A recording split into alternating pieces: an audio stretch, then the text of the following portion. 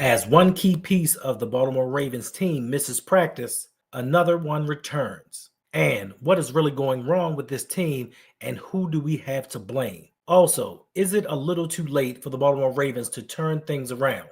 All this and more coming up next, but first, let's get it.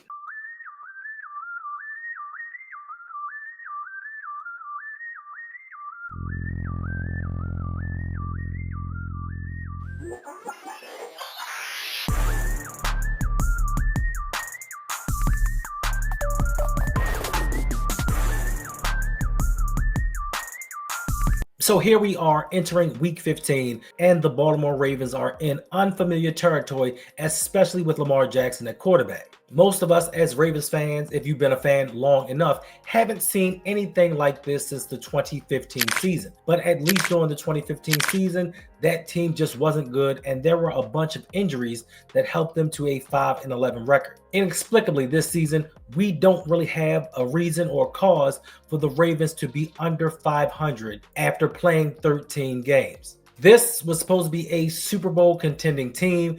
This roster was supposed to have been one of the best in the NFL. What went wrong?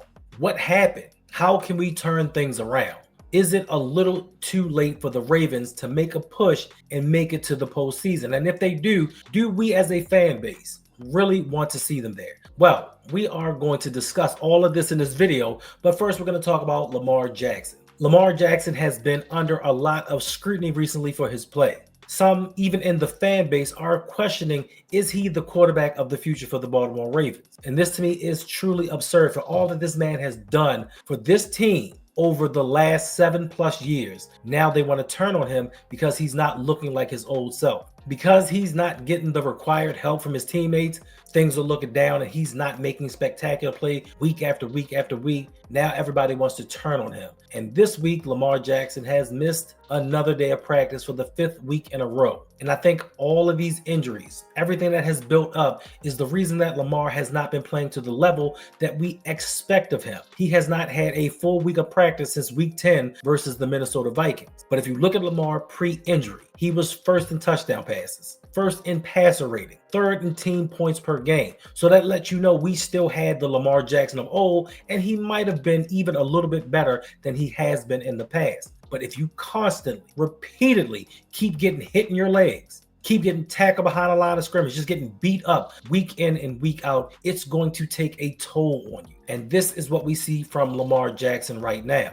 And then when you also look at it, he's not getting enough help from the playmakers around him. Derrick Henry is doing just fine for the most part when he can, but everybody else is failing him. His top target, Zay Flowers, drops a lot of passes, makes costly mistakes. Mark Andrews is out here defending passes that are meant for other receivers. DeAndre Hopkins, they said he was looking washed today or something. He hasn't even been given an opportunity, but he catches everything his way. He is the second leading wide receiver in terms of yardage on this team, so how could he be washed? But for the most part, these weapons aren't doing what they're supposed to do. And the Ravens got lucky and they get a boost because Keaton Mitchell also returned to practice today. Now, during the game versus the Pittsburgh Steelers, Keaton broke out for a 55-yard run, but at the end of the run, you could see him kind of pull up, saw that there was an injury. We were hoping that it wasn't anything serious. Luckily for us, he didn't miss much time. He's back at practice today. He should possibly be a full go versus the Cincinnati Bengals. So with the Ravens taking on the Bengals, this will be the 3rd consecutive game that they have played a division opponent.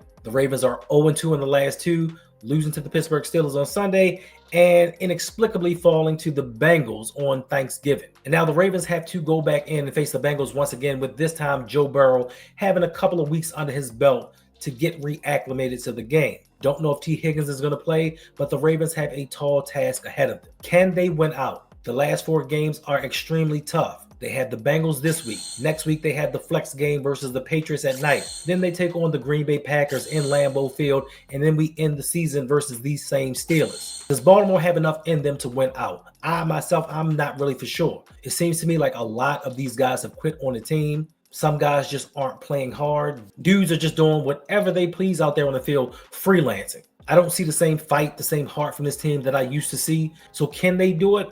It's quite possible with Lamar at quarterback, but with everything else going on, I'm really not too sure what they are capable of doing. I thought they were capable of beating a Cincinnati Bengals team that had a porous offensive line, one of the worst defenses historically in the NFL. I thought that they had enough, but it turns out they did not.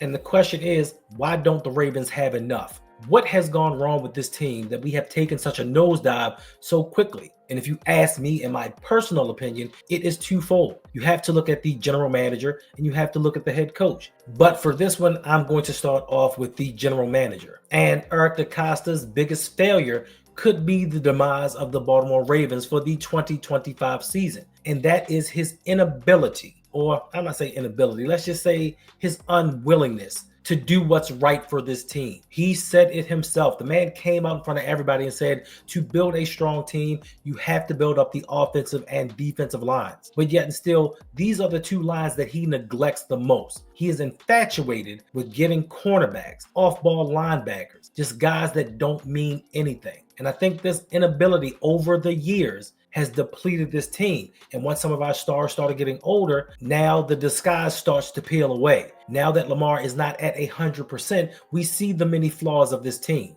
And for those of you guys that are just finally jumping on board, seeing that Eric DeCosta is not that GM that you thought he was, he carries a lot of weight for the Ravens' failures in 2025.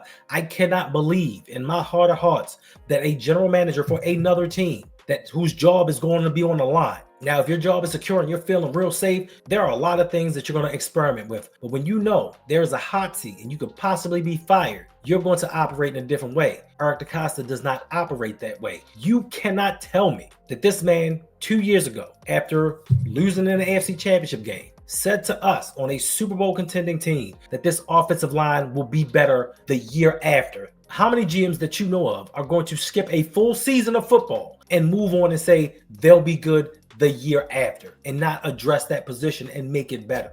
And then we went through 2024 where the offensive line was solid. They weren't great, not as bad as we thought they were going to be, but they were not up to par for a two-time MVP. So for that postseason, we saw the fallacies, we saw the deficiencies of this line, and we thought there is no way going into 2025 we're going to roll with this same offensive line. And lo and behold, Eric DeCosta said, Hendo, you are right. We're not going to have that same offensive line. We're going to let Pat McCarry go, and we're going to elevate Andrew Voorhees. And this offensive line is 10 times worse. This man did not address anything with this, even seeing how porous they were the year before. And this inability to do anything about it, this inability to change your philosophy to make this team better is why the Ravens are sitting at 6-7, and we don't really see any hope for the future. Yes, the Ravens next year are projected to have around $40 million in cap space. That's without Lamar Jackson's extension, but we have so many free agents. We have so many holes, and to be truthfully honest with you, this general manager hasn't proven to me that he can bring in the right people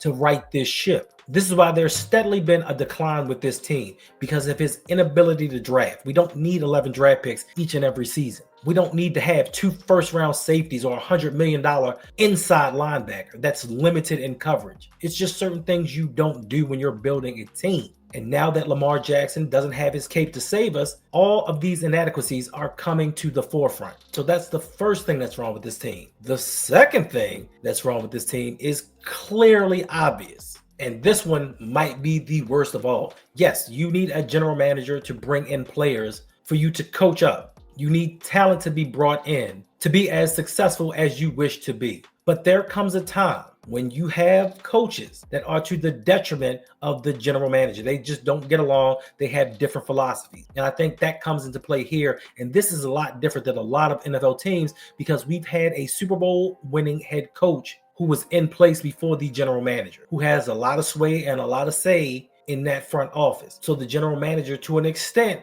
brings in players to fit the personalities of what the head coach wants. The head coach wants these high character guys with integrity, blah, blah, blah, all this other BS. I just saw an article on the Baltimore Ravens website stating, should the Ravens go after George Pickens? And if they do, it shouldn't be a problem, because John Harbaugh is a master at managing big personalities. Since when? Since when has this man not been threatened by larger-than-life people on this team and gotten rid of them? So now all of a sudden, he's a manager of men. He manipulates rosters. He does what he's supposed to do. They love making up these narratives to have you believe John Harbaugh is this guy that he is not. And he isn't the worst head coach out there. not by far, but he isn't as great as people says that he is. If you think that Eric DeCosta is a great GM, then you have to look at John Harbaugh and say, why aren't you coaching up all of these players? Why are some of the players that are brought in coming in and flopping, but then going elsewhere and succeeding? What is it about this team that Odafe Owe can have 0 sacks with us, but in 8 games have 5 sacks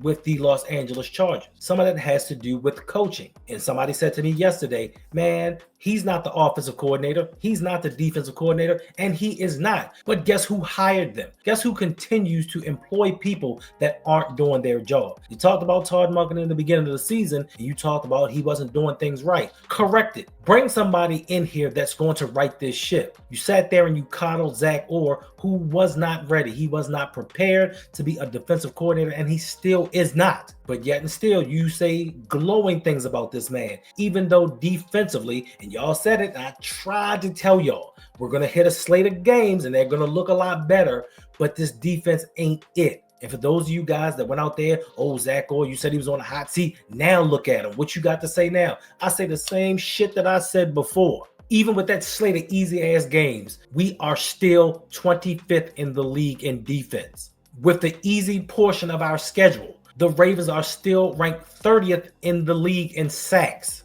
with 19. They are 27th in the league in forcing turnovers with 14. So even though they had these easy games, they're still on the back end defensively, statistically. But y'all want to say, oh, the defense is so much better, but you don't want to hold them accountable for why we lose games. It goes back to Lamar Jackson and him not playing well. Well, guess what? Lamar Jackson doesn't have a bunch of first and second rounders surrounding him on the offensive side of the ball, but the defense does. But there is no expectation that the defense needs to get these turnovers, they need to get these sacks, and they need to carry this team to victory, because that's what the old Ravens defense did. They carried us to victory. But for some reason, you guys, and I know for some of you why, you want to put it on Lamar. But you don't want to hold John Harbaugh accountable for bringing in ass coordinators. You don't want to hold John Harbaugh accountable for putting people in this doghouse that can help this team win. We went through this with Keith Mitchell for weeks, and we see him breaking off long runs. What's going on with Tez Walker? All he does is catch long passes and touchdowns,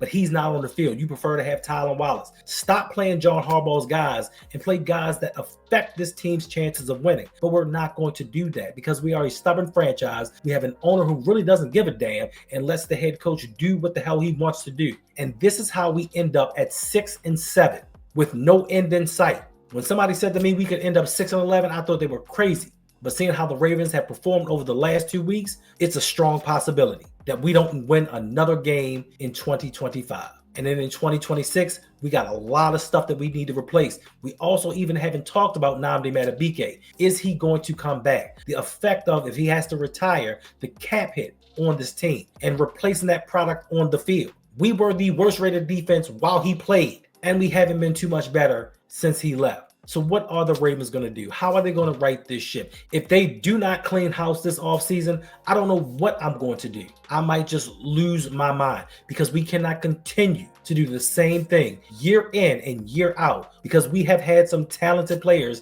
come through this organization. We cannot waste that talent year in and year out and expect the same people to run this organization. We can't expect the same people to keep drafting the same way they've been drafting and expect this team to get better. We can't expect the same coaching style to bring the same lame-ass coordinators who no other team would pick to be their coordinators and think that we're going to surpass somebody. So when you ask the question, who's got it better than us? I could name you about 20-something teams that has it better than the Ravens, even if their record doesn't show it. Some teams are trending in the right direction. Where are the Ravens trending? Because we don't have an identity. We don't have somebody that can bring in the proper talent to get this team to where we need it to go. And we don't have a fucking head coach that has a clue as to what he's doing. Because he's still out here saying shit like, oh, this offensive line is performing well and this guy's doing this. What are you watching?